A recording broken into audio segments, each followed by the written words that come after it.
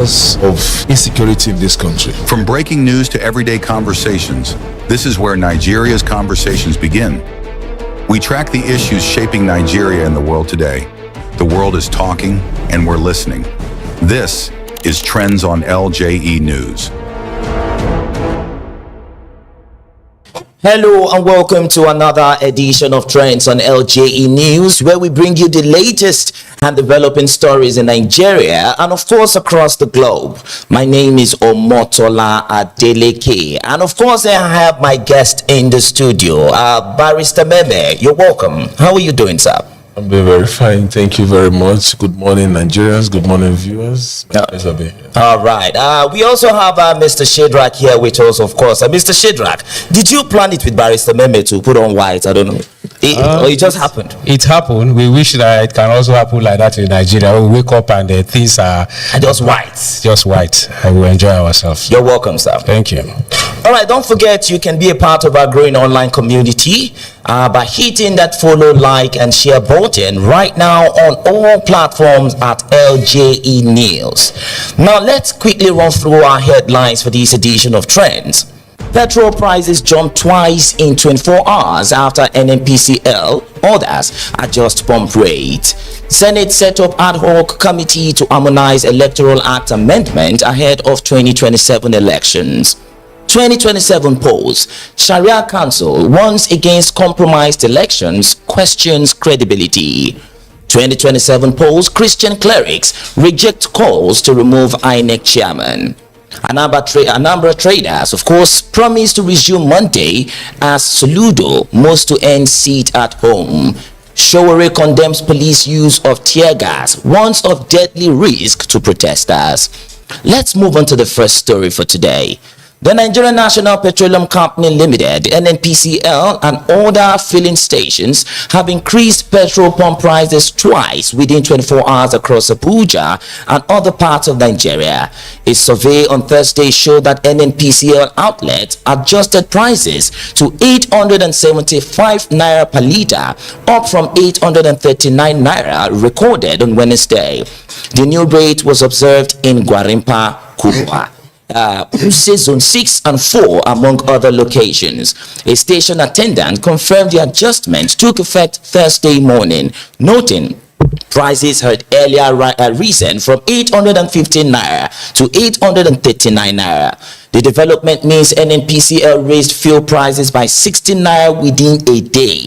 Other marketers, including Rain Oil and Empire Energy, now sell between 899 naira and 900 naira per litre, while MRS outlet maintain 839 naira. The hikes followed Dangote Refinery's ex-depot price increase above 799 naira per litre, triggering nationwide retail price surges. Mr. Shedrach, do you believe the government is being honest about this fuel price increase? Because what's happening? Why does the price of fuel always gets to increase? Most of the times, even when it goes down, if it's coming up exponentially. I thought we now refine our own fuel. What's happening? Well, that gets to show you the clear demarcation between the rich and the poor. Anything policy, anything that will benefit the poor will always be short-lived. They will not let it last. While fuel, we had endured buying fuel 1,000, 1,200, 1,100, and it just dropped down to about 800, even 700 and something naira. People were about clapping their hands, sigh of relief. Before you know, they jacked the price up. When I was considering this yesterday, last night, I was almost traumatized, knowing that 10 years ago under Goodluck Jonathan, we bought fuel for 97 naira. In fact, he left fuel at 97 naira. Even when he wanted to put subsidy, we wanted to keep it at 120 naira. This president led his boys to go protest. And what do you have? Under President Buhari, it became 200 naira. But under President Tinubu, 1,000 naira. You can see that under Jonathan, 2,000 naira can get you 20 liters of fuel. Under Buhari, it will get you 10 liters of fuel. But under Tinubu, is it expected to be the same? No, were you expecting it to? You know, I'm coming now. Okay. Under Jonathan, if 2,000 naira can give you 20 liters of fuel. Okay. Under Buhari, 10 liters. But under Tinubu, 2 liters. It shows you standard of living, how we are deteriorating. That is the reason why you can see our inflation rate. That is the reason we see standard of living. Everything has dropped down. Instead of improvement, we are going down the drain. It shows our leadership, we are not getting governance right. That is just so fuel price increase is basically as a result of the leadership failure and nothing else. Nothing else. It's about leadership. If a leader knows this product is very common and essential to the generality of the larger population of the country, that is where your subsidy should go to. That's why in the United States they subsidize food. The things that will benefit the larger population, that's where you deploy your subsidy to, and not to remove it. So when you look at it, even when you are removing it, you have to use that. So, you know, when you remove subsidy, I thought by now we should have working refineries in the geopolitical zone. I thought by now we should have electricity, power bills, and all of that. But no, we use it to buy private jet and just feed our pocket. All right, Barrister Memeh, you know, Mr. Shedrach just mentioned something right now. We ought to have working refineries in Nigeria. As a matter of fact, we have about 5 moribund refineries in Nigeria. I don't know. Is lack of maintenance, basically, is maintenance a problem? Should maintenance be a problem, especially when it has to? Is it that the government don't have the money? Is the finances not enough to maintain these refineries? Because of course we know that monies have been spent, billions have been spent, but why can't these refineries be upgraded to a certain extent and of course functional? The question is, who is going to upgrade the refineries? Who is going to make the refinery work? Do we have the money to actually do this? Why not? And we have been spending a lot of money already. Is the money not enough? And just like Mr. Shedrach rightly put, is a question, is an issue of governance, and it's an issue of leadership, sincerity of purpose. And it is expected. Honestly, I didn't expect anything, more than what we are seeing right now. But rather, with the way we are going, it is most likely that we are still going to experience more hardship in this country. That is very clear, because the leadership of this country has no direction, and you can see that the leadership class, or the rulership class of this country, rather, they are more interested in their protection, their own security, what they can accumulate, and that is why you see that they are moving towards a direction. And if you want to look at it, it's very clear. When you have a system, a government that is interested in pulling and taking more from the people without, planning how to give back to the people, what you see is high cost of living. All right. People are looking at the surface taxes and the rest of them. There is quite a number of things that this government is doing against anti-people policies. Even importation duties and export duties and the rest of them that they are carrying out, cost of clearance of vehicles and the rest of them, that is making these whole things very much going up, and also inability to control the exchange rate and the rest of them. They are increasing the taxes. They are increasing the even here in Abuja, for instance, you see the government increasing the ground rent and the rest of them. Now, when you increase the ground rent, what do you expect? You expect the landlords to also increase the rents, right? At the end of the day, what you see is the retributive effect. So you cannot. So we are saying this as a result of corruption. All of these things will go around the system, and because petrol is one major commodity that we use right now.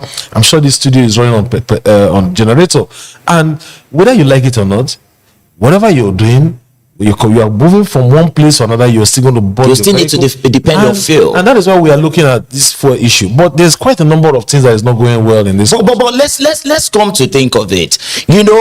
Lots of money, billions of naira have been released, to revive our refineries. But yet now, lots of money is from the government. Let's take note of that. So should we say it is strictly a leadership failure?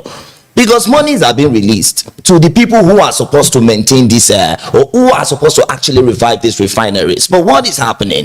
Does it have to do just with the leadership, or we still have people in our society, our own people, who are jeopardizing the reviving of these refineries? Interestingly, if you have not tried it, you can try. We have done it. We tried to, utilize the provisions of the Freedom of Information Act to access information, expenditures of various agencies of government. But what you see when you write, you don't get any response. Now, that is one way that one can be able to track some of these funds that we're talking about.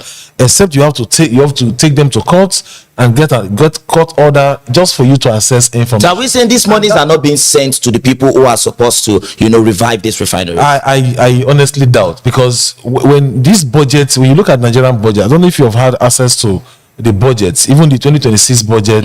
When you look at the budgets, then you see a lot of loopholes. Some of them don't have even details, and even the one with details, you can't track the expenditures. And when they are spending, they spend more of the recurrent expenditures rather than the capital expenditures and the rest of them. So all of these monies are going into private pockets that one cannot be able to explain. All right. Mr. Shedrach, let's also talk about this. Dangote Refinery. Dangote is a private business owner, but it seems anytime it gets to adjust, its ex-depot price, petrol prices across Nigeria tends to, also get adjusted. I want to understand. He's a private businessman. Why does the power lie on Dangote Refinery? Why not the NNPC? Because the NNPC is looking like they depend on Dangote Refinery to adjust their fuel petrol prices. It was a legendary Fela Aníkúlápó Kuti who sang that the carpenter still away the so-called like carpenter and Asuegbe. When you put a round peg in square holes, that is what you get. If you give somebody a job, you ought to give somebody terms of reference for that job specification. And once the person is not delivering, what do? You fire the person. I doubt if this president or our current leadership or our leaders, not just about this APC government, our leaders don't, they just appoint people, no matching orders. For instance, if you appoint a new GMD in the NNPC, you should be able to give the person, in the next 2 years, get me 3 refineries working. Brand new refinery. After all, it is NNPCL. They are doing business. But what do we see? Trillions of naira loss, and the president writes them off. I don't know any CEO who appoints a manager to a company and they declare losses, and the next you say you are writing it off. That cycle continue. It ends in the pockets of private citizens. All right, let's move on to the next story. The Senate has constituted a 7-member ad hoc committee to harmonize senators' input on the proposed amendment of the Electoral Act ahead of the 2027 general elections. The decision followed a 3-hour closed-door executive session on Thursday to further scrutinize the Electoral Act repeal and enactment bill. Senate President Godswill Akpabio said the panel, chaired by Niyi Adegbomire, is mandated to distill lawmakers' views and resolve outstanding issues within 3 days. Other members include Adamu Alero, Aminu Tambuwal, Adams Oshiomhole, Danjuma Goje, Tony Wonye, and Titus Sam. Akpabio stressed the need for due diligence despite the House of Representatives already passing the bill, noting its far-reaching implications. The proposed amendment aims to strengthen electoral integrity, boost transparency, and enhance public confidence. Barrister Memeh, under President Buhari, the late President Buhari, of course, the Electoral Act was passed into law in 2022. But despite that, during 2023 elections, it seemed to fail because we had glitches. We had the Beavers issue. We were told the results were going to be passed in real time through IREF, but despite it did not happen. How are we sure the amendment, this one that is being processed right now, would work during 2027 elections? For me, this Electoral Act amendment is a cut and nail amendment. It is not holistic, and there is this Electoral Act amendment. It would have been more appreciated if there was a provision to accommodate the compulsory transmission of results, in real time. But unfortunately, the fear has always been that they cannot be able to manipulate the election or rig the elections. But it's quite unfortunate that we have people who are at the ends of affair who are not thinking for the country, but rather thinking for themselves. But whatever comes out from it, but we know, we have had idea of what they are doing there. All this amendment they've proposed and they are trying to do, in a nutshell, it cannot answer the many questions that Nigerians are asking about the issue of transparency and accountability in our electoral system. Okay, all right. Mr. Shedrach, let's even know this, because a couple of times we've had issues with the Electoral Act when it was passed in 2022. Of course, this amendment, is it going to be about electoral integrity or political self-interest? Because at the end of the day, it was said that it was going to be passed in real time. They brought the idea that it was going to be passed in real time through IREF the other time, but it did not happen. So is the Electoral Act about the people or just political self-interest? Is it just to protect them? Well, anytime you see lawmakers going in closed session to discuss issues that is of public interest, then the suspicion is already established.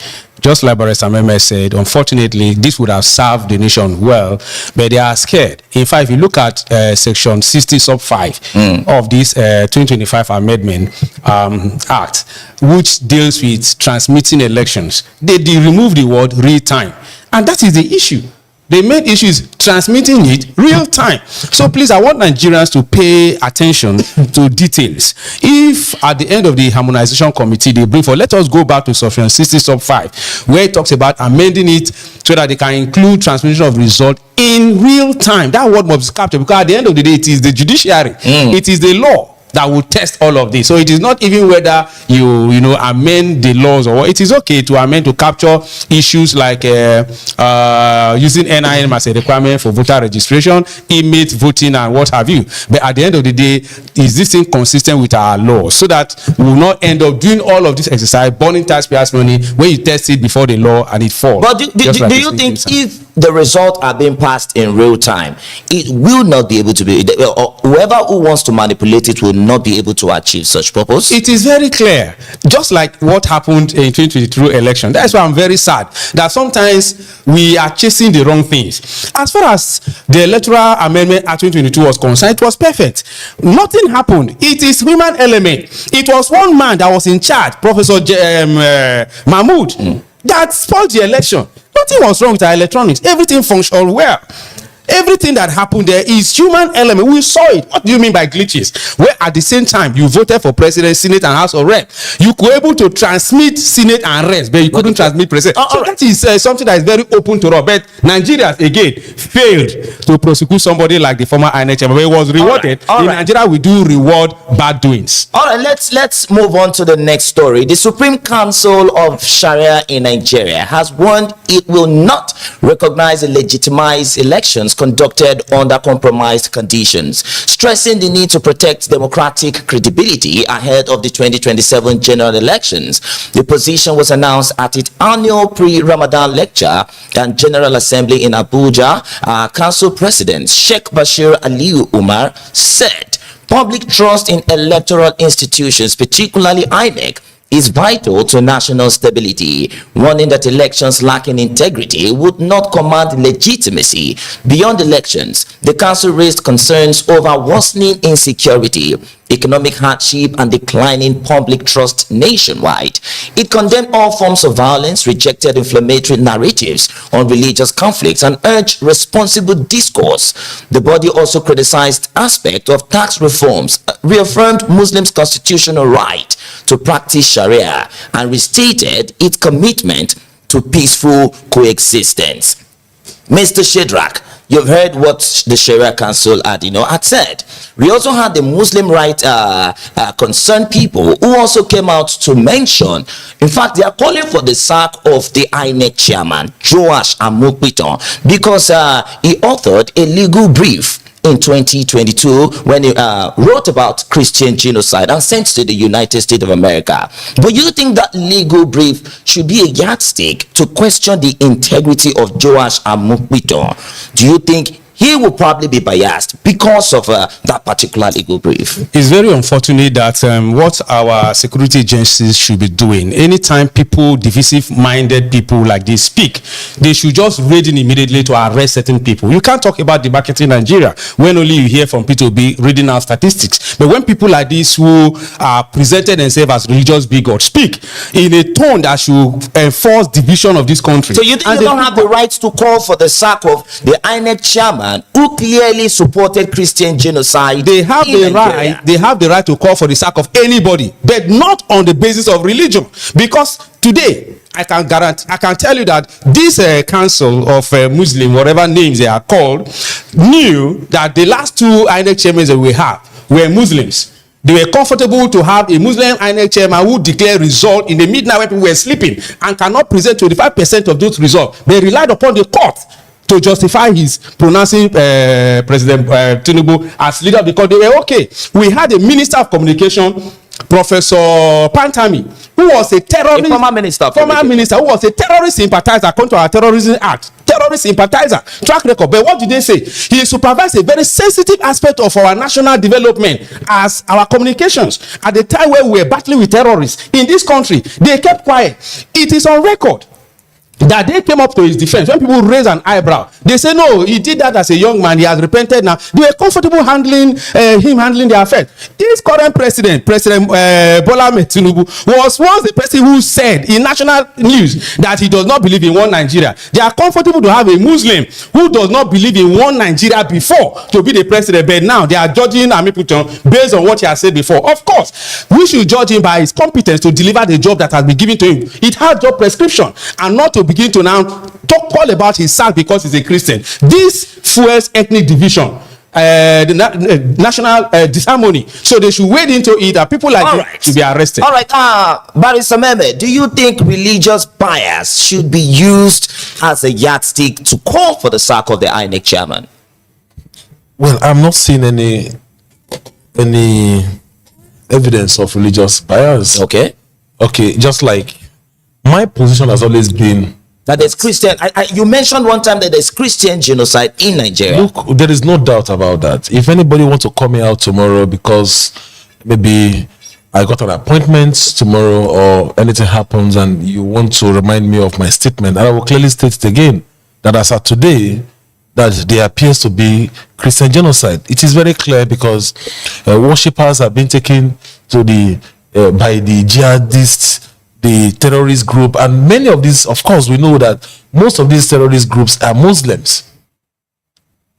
Okay, but that is not to say that I'm condemning. But are you saying because Muslim terrorists kill Christians and also kill Muslims, it should be tagged Christian genocide? Because of course Muslims are also being killed. Now, if Muslims are being killed and the Muslims refuse to state or cry out that they are being killed, that is their business. I am a Christian, and whatever happens to any person in the body of Christ affects everyone. So if we are living in a country where Christians are not safe to worship, so as a Christian I shouldn't speak up, and this thing has continued to repeat over and over again. We have seen worshippers being kidnapped, being killed, just like what happened in Kaduna and so many parts of this country. And the government has failed to protect the people, protect the Christians, protect the Christian worshippers and the rest of them. But when Christians, for example, the one that happened in Kajuru, Kaduna State, who were kidnapped, about 177 of them, when they are being kidnapped, ransom monies are being asked for. So do you still think it's about religion, or these people are just trying to make money? No, beyond the ransom payment, there are also evidence that some of them, when they are kidnapped or being taken away, they are killed at the same time. All right? And simply because of their faith. Look, we have gone beyond that level where we should be afraid to speak up in our society. This country belongs to all of us. All right. Let me ask. Yes, I wanted to actually come to it. I wanted you to actually answer that question because it's a thing of concern. couple times, these people come on board to ask for ransom. We get 250 million naira for so number of people. Pregnant women are being kidnapped. The other one that happened in Ekiti State, and 100 million naira was being asked to be paid as ransom. So is it just, do you think it's actually religious, or these are just criminals who wants to make money? Well, I think it is ridiculous to be denying something that is very obvious. If a football match, a team lost a football match, it's either because the striker refused to score more goals, or the defenders did not protect the goalkeeper did not. It's a collection of many things. There is true that there is kidnapping for ransom. That is criminality. There is true that Muslims are being killed, Christians are being killed. People can be fighting and they are killed. But what we call the Christian genocide is a fact that over 40 communities in Kaduna State, Plateau State, and Benue State, indigenous of that place have been killed and removed, and other people replaced that community. It is a fact that the governor El-Rufai of Kaduna State removed kingdoms or chiefdom and changed it to caliphate. It is a fact. So I don't know what people are denying, what people are arguing about. And if they want to talk about denial, then they should go back then. Why are they always picking and choosing? There are a lot of documents that people have read, including Father Kuka has spoken about this fact before. But today, when it is convenient, people choose what to accept and what not to accept. We are not saying Muslims are not being killed. Muslims are being killed. It can be for one day. When two communities fight, it is obvious they are riot with people who fight. But we are saying there is Christian genocide where people are killed because of their faith. All right. Thank you, Mr. Shedrach. So, because of time, that's it for today's edition of Trends on LJE. And of course, many thanks to Barrister Memeh for his brilliant insights and contributions. Thank you very much, sir. It's my pleasure. Thank you very much. All right, Mr. Shedrach, we appreciate you so much for your opinions on this matter. Thank you for having me always. And to our viewers and listeners out there, make sure to follow, like, and share at LJE News on all social media platforms to stay in the loop and join the conversation ahead of our next show. My name is Omotola Adeleke. See you next time. Bye for now.